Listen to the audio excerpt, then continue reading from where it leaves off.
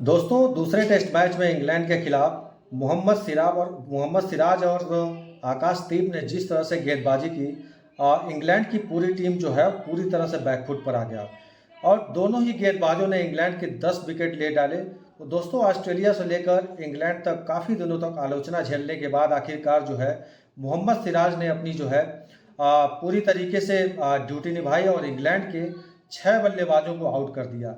लेकिन क्या अब भी इंग्लैंड की टीम यह मैच बचा सकती है?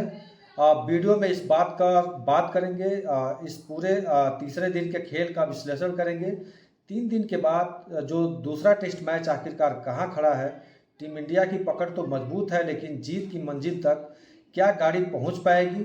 क्या भारतीय टीम इस दूसरे टेस्ट मैच को जीत पाएगी? आगे 2 दिन कौन से फैक्टर टीम इंडिया के रास्ते में रुकावट जो है बनी है, पूरा जो है विश्लेषण करेंगे। पूरा वीडियो को हम लोग इस पे एनालिसिस करेंगे और पहले आज के खेल की बात करेंगे। तो आज कुल मिलाकर के 4 हीरो साबित हुए, 2 भारत के और 2 इंग्लैंड के। भारत के मोहम्मद सिराज 6 विकेट लिए और आकाशदीप जिन्होंने 4 विकेट लिया, यानी कि 2 गेंदबाजों ने ही इंग्लैंड की पूरी पारी को समेट दिया। लेकिन उतने सस्ते में नहीं समेट पाए जिस जिस बात की पूरी तरह से उम्मीद की जा रही थी। आते ही मोहम्मद सिराज ने इंग्लैंड की टीम को 2 बड़े झटके दिए। जो रूट को आउट किया, उसके बाद कप्तान बेन स्टोक्स को पहली ही गेंद पर आउट कर दिया। तो टीम इंडिया की उम्मीद यही जग गई थी कि क्या इंग्लैंड को 250 के से कम स्कोर पर आउट किया जा सकता है। फिर तो इंग्लैंड के लिए सारे रास्ते बंद हो जाएंगे। लेकिन उसके बाद जो है इंग्लैंड की टीम ने अपना जो है काफ़ी खतरनाक बल्लेबाजी की और 2 बल्लेबाजों ने इसका पूरा श्रेय जाता है, जिसमें से हैरी ब्रूक्स और स्मिथ, जो जिन्होंने भारतीय गेंदबाजों को विकेट के लिए तरसा दिया और जिस तरह से बल्लेबाजी की और वो काबिल तारीफ था।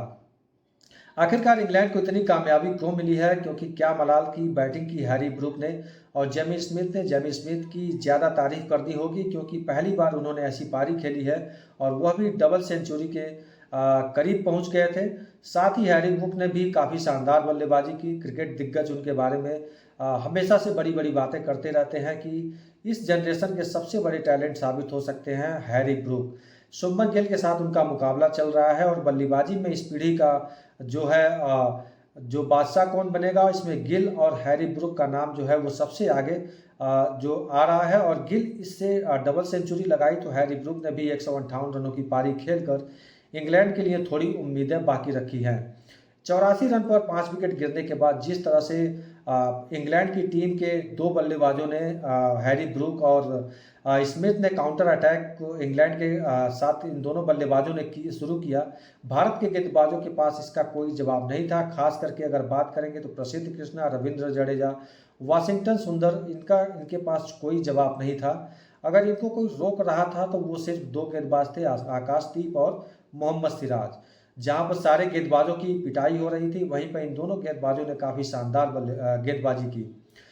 लंच के बाद 6.5 के करीब की इकनॉमी के साथ दोनों ने, इंग्लैंड के दोनों बल्लेबाज बैटिंग कर रहे थे और लंच से पहले और जब दबाव था तो 5 विकेट गिरने का, उसके बाद भी इन दोनों बल्लेबाजों ने जो जिस तरह से बैट बॉल खेला, उल्टा टीम इंडिया के गेंदबाजों में दबाव दिखाई देने शुरू हो गए थे।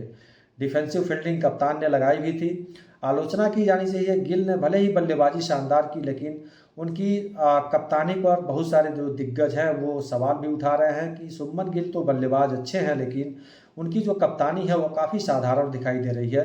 आप शॉट करा रहे हो, T20 मैच चल रहा है, मतलब इस तरह की गेंदबाजी हो रही थी कि मानो जो है भारत, जो पूरा दबाव इंग्लैंड की तरफ था वो अपने आप जो है टीम इंडिया अपने ऊपर ले रही थी।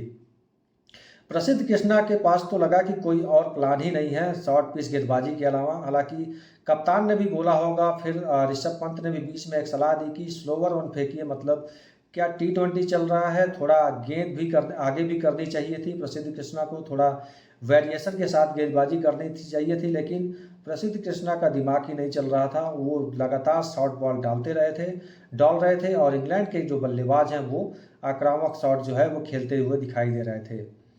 प्रसिद्ध कृष्णा तो अगले मैच में मुझे पूरी उम्मीद है कि उनको बाहर बैठना पड़ सकता है। वैसे भी उसकी संभावना पूरी तरह है, क्योंकि जसप्रीत बुमराह वापस आ जाएंगे तो आकाशदीप तो अब बाहर नहीं बैठ सकते। उन्होंने तो 4 विकेट लिए हैं और काफ़ी शानदार भी गेंदबाजी की है।